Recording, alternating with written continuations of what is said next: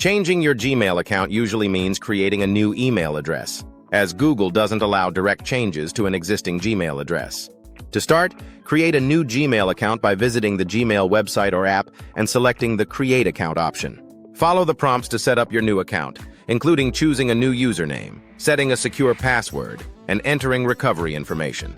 Once your new account is ready, you may want to transfer emails, contacts, and files from your old account to keep everything organized.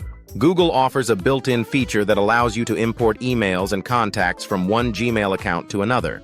To do this, go to the Accounts and Import tab in your new Gmail settings and select the option to import mail and contacts. This will move your data over seamlessly, helping you continue where you left off. After setting up your new Gmail, consider notifying contacts of the change to ensure they start using your new email.